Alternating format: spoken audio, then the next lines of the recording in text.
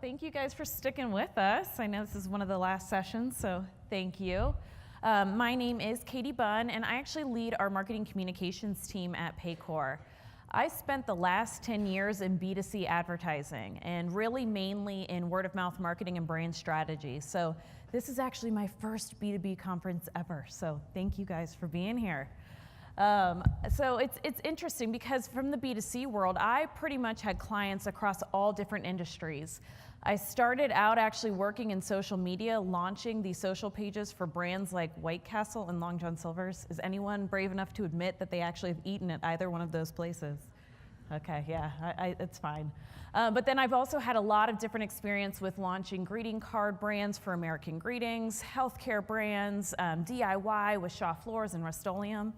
So when I actually came from that B2C world and then moved over to a company called Paycor, which is actually human capital management, it was a pretty big change for me.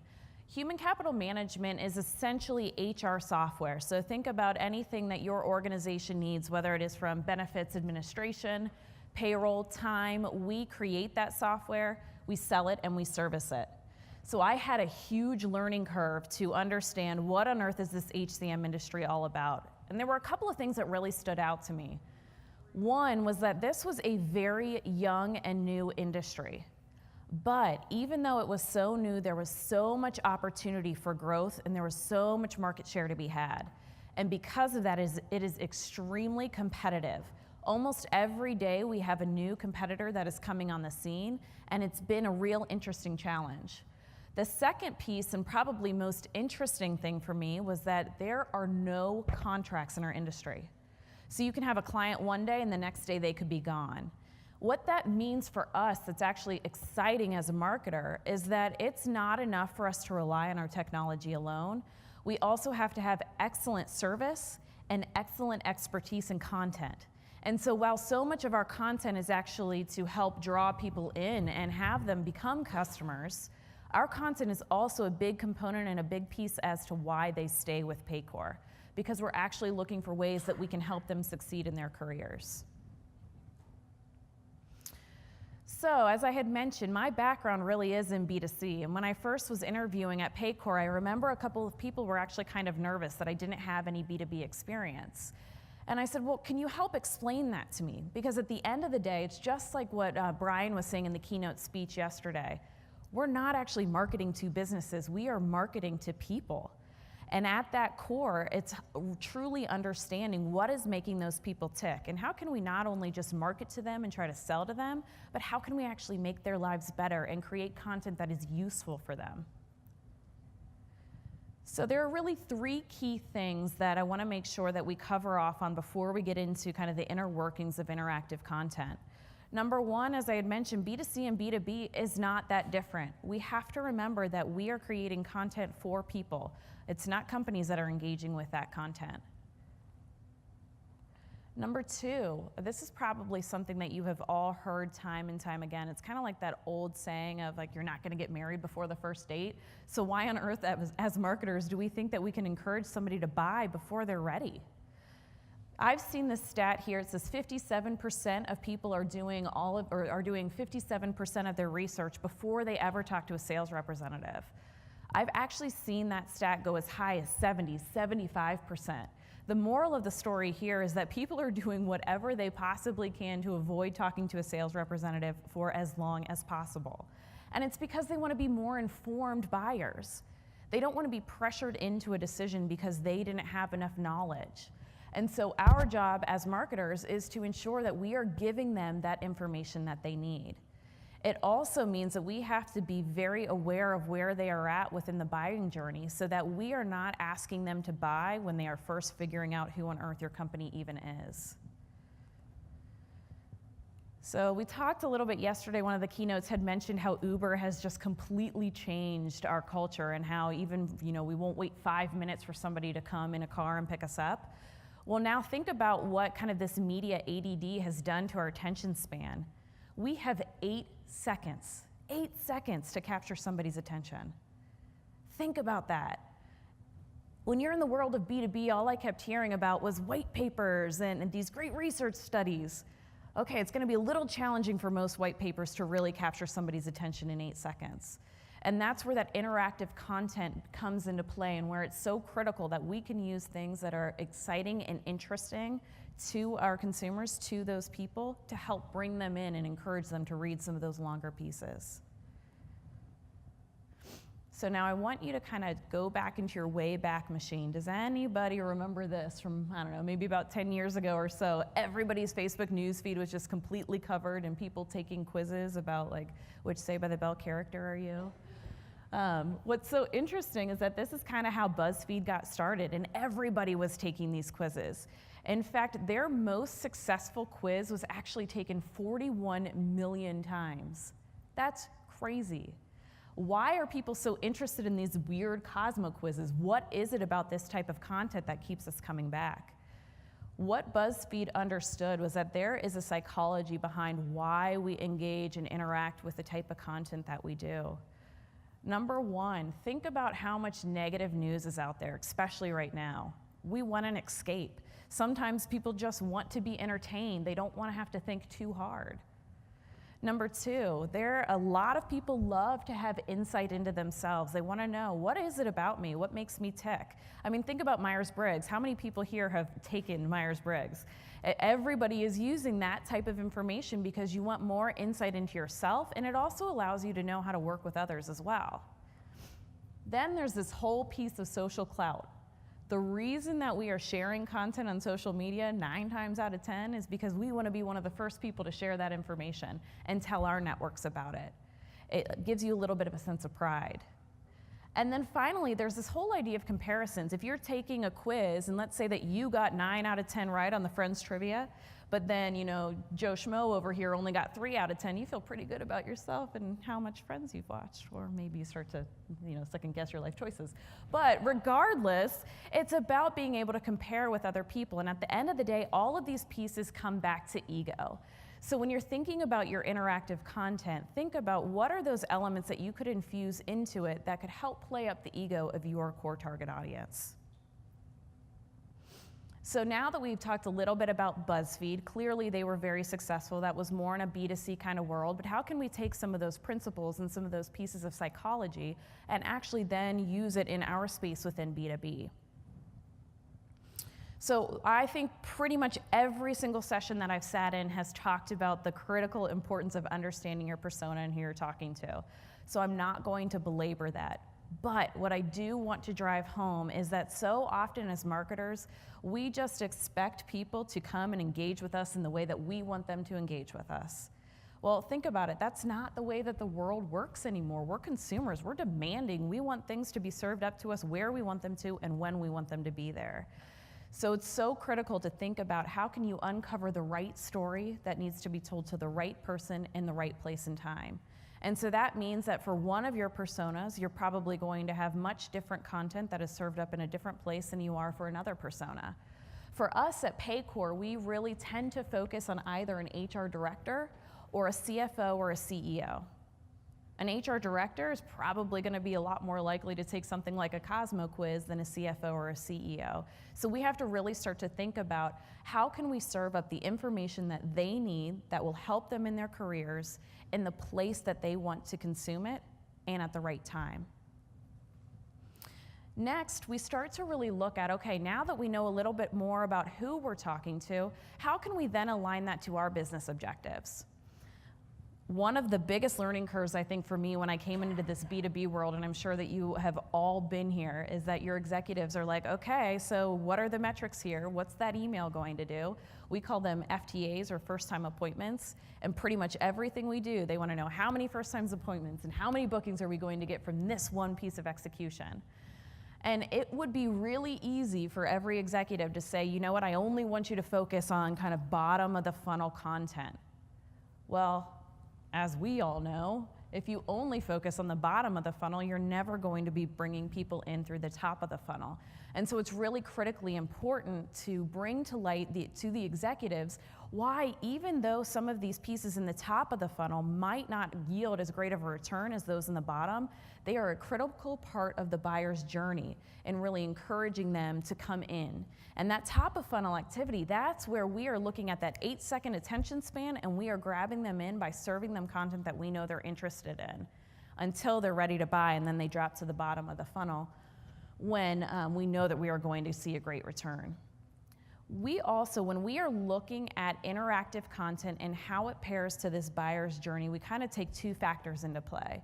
One is, what is the type of interactive content? Things like a survey or a contest, those are always pretty much going to fall at the top of the funnel because it's going to be more about something that's just interesting, or maybe it's the prize that you're giving away that's going to encourage people to engage with it. You're not really going to be ready to turn around and sell to them right off the bat after those types of activities. Whereas something like a quiz could either be top of the funnel or middle of the funnel, depending on the actual questions that you are serving up within those pieces of interactive content. And so that's where we look at what is the medium and then what are the messages within it. And that's how we're able to then say, okay, is this top, middle, or bottom of the funnel? And part of the reason why it is so critical to match your activities up to the funnel, two reasons. Number one is that you can align from the beginning what those KPIs and KLIs are, so that there's not at the end of the campaign someone saying, well, this did not give us enough bookings. Well, that wasn't necessarily the intent. It was supposed to be top of funnel content to drive people in. Then the second piece is that it also ensures that you're not trying to do the whole marriage before dating thing. Because if you have a top of funnel piece of content and you're immediately saying, see a demo, and you're not seeing conversions, it's probably why. It's just you haven't warmed them up enough. They don't know who you are. They're not ready to get married quite yet. So now I want to take you through a couple of examples that we have actually done at Paycor of how we have brought this to light and how we've started to use some of these interactive strategies to take something maybe just like a traditional PDF white paper and make it really engaging and play off of those psychology pieces that we talked about earlier. So one of the things that we get really excited about at Paycor is when there's a new compliance change. We're probably the only people that get really excited about that. But the reason why we get so excited is it actually creates a sense of uncertainty for prospects and clients. The last thing that you want is at the end of the day you are slapped with a huge fee because you were not being compliant. Where we get excited is that we actually have a huge benefit to show them, where we can actually provide things like calculators that can show them what the impact of these compliance changes could be. So you might remember, gosh, I think it was now a year ago, maybe a little bit longer, when the new overtime rules came into play. HR directors were wondering, what on earth is this going to mean for my employees? What is this actually going to mean for person A's salary? And so we were able to create a calculator that would show them, based on your employee's salary and the overtime hours that they're working, here's now what it means for you in this new world. What was great is that we were able to put this not only in, of course, emails, but then we could also embed it within blog content, and we also could serve it up as part of digital ads. And it provided something that was very useful to our prospects, but it was top of funnel. It was something that they're just interested in. They weren't necessarily ready to buy Paycor yet at this point, but now they're starting to see that we are established as a thought leader within this space. Another top of funnel example, so when we don't have cheering over new compliance issues, we try to look at what's timely and what's thematic, what's happening in the world. So during the Summer Olympics, I actually was not at Paycor at this time, but we were playing off of the Summer Olympics. And so what this was it was just a very kind of short and simple quiz that would allow HR directors to kind of test their knowledge about what they knew within the HR space. And they were then given an award at the end of either a bronze, silver, or gold medal. And again, it's just a fun way to tie into what's going on within the world. It was very timely, and there, of course, were prizes that could be won as well. We saw a lot of engagement and interaction with this, and then people were sharing, saying what medal they had won. This type of interactive content does not just have to stay online. I think sometimes with interactive, we immediately think, oh, this has to just be something that can be done online. We were able to extend this type of experience into an event space. So within HCM, it's kind of like how the marketplace is here. It is just so busy when you are at these events, and you're doing anything you can, as you guys have all experienced, to try and get people into your booth. And so what we did with this exercise was that we had actually created these fun little superhero kind of characters or personas for the different types of HR professionals. And we encouraged people to use this app to take the short quiz to find out what superhero they were. And then when they came into our booth, we had a piece of swag that coordinated with whatever their superhero was. So it became a little bit of a sense of pride and a talking point for them as they were walking around in their t-shirt that said what type of superhero they were. It was very successful, but I will say this. We have learned that it is much better to do this type of interactive content at smaller shows than it is at larger shows where there's a ton of traffic. We actually had such a backlog at one of our booths because there were just too many people there and it was a pretty involved experience. So we've seen a lot more success doing this type of thing at more of a smaller event. So as I had mentioned before, I kind of had in my head that B2B meant white papers. And so of course we still do our fair share of white papers. But with this one in particular, what we had done was we did a survey at the end of last year to really try and find out, what do HR professionals think the future of HR looks like? And we created a research report, but we knew that not everyone was just going to jump right in and want to read this research report in its entirety. So we leveraged interactive content as a way to draw people in. From here, people could actually take a quiz and they would start to say what they felt the future of HR was going to be, just so that they could then benchmark how their point of view was against others. So it doesn't always necessarily have to be a test your knowledge. It can just be in using the research that you already have and serving it back in an interesting way. So I did not build this deck, and I always forget how many animations there are. One thing that was interesting with this piece, as I had mentioned before, when you're looking at your consumers and you're trying to identify where is the right place to meet them with this type of content, we very quickly saw that within social media, we were not getting people to download the report. Not that surprising. Social media can oftentimes be a little bit more of top of funnel because that's just people are not necessarily in the buying mindset for HCM products on Facebook. So we then started serving up and optimizing our content with the interactive quiz, and we saw a huge return and then a greater conversion to people then downloading the report. So we always are trying to optimize as we go to figure out, okay, which lever do we need to pull to make sure that we're seeing a greater return. This next campaign we actually just launched. This is called the HR Center of Excellence. It is essentially a resource hub for HR professionals who are really looking to take their organization to the next level. And the anchor piece in this entire campaign is a white paper that is over 60 pages long. Now, we don't really expect that anybody is going to read that white paper from start to finish, and I don't know, honestly, that I would really want them to. What's so interesting about this white paper is that we made the entire thing interactive so that it really could be customized to where you are at and the needs of your organization. Within HR Center of Excellence, there are 6 pillars that we say really establish HR and how to be excellent within HR. Within each of those pillars, our HR professionals can also start to establish their level of excellence. So each of these pillars have 3 different kind of phases within them.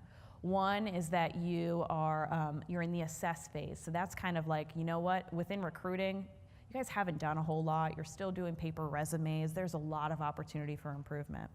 Second would be that you are in the optimize phase, which means you're doing a couple of things, but there definitely still is more room for growth. And then the final is excel. If you're in the excel phase, you're doing really well. You don't necessarily need to focus on recruiting right now. And the reason why these phases were so critical was that it allowed people to jump in and have a very actionable plan of how they can improve their organization. The way that we then use this as interactive content is that we created these quizzes. These are benchmarking quizzes, and we actually embedded them into our white paper. So as you're reading the white paper, you're presented the 6 pillars. You're told about, measuring where you're at within that excellence phase, and you then actually take the quiz, and after the quiz, it tells you what phase you're in. It then drops you into that exact page within the white paper, so that you don't have to read the rest of the fluff. You just get to go to the action spot that is the most relevant for you. So you can see here on kind of that left-hand side, we also within the white paper have embedded additional tools and calculators to, again, make this as actionable as possible. It's all right here, and this still is considered a white paper. What's been so amazing about this campaign is that if you think about the amount of data that we are receiving as people are taking these quizzes, it's kind of incredible. We now know from our prospects which of those pillars they are the most interested in.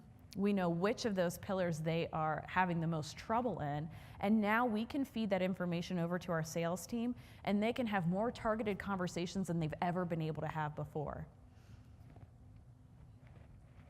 Another great example, so I don't think I mentioned this before, but on our marketing communications team, we have 2 full-time designers and 2 full-time copywriters. That's it. And so scaling content is really, really important for us. We have to have tools that make this as easy as possible. We also are always looking for ways that we can kind of customize this content so that it's relevant for different audiences. But again, it has to be done in a scalable way because our team is not very big. So with an execution like this is actually called a time savings calculator. And within Paycor, we have strategic industry groups that we focus on. This particular one was all about a quick service restaurant. But as you can see, we intentionally only made 2 pieces that we would need to change to customize this for like a long-term healthcare company.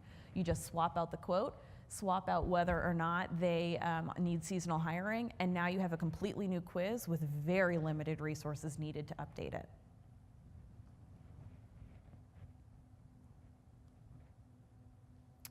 Oops, sorry.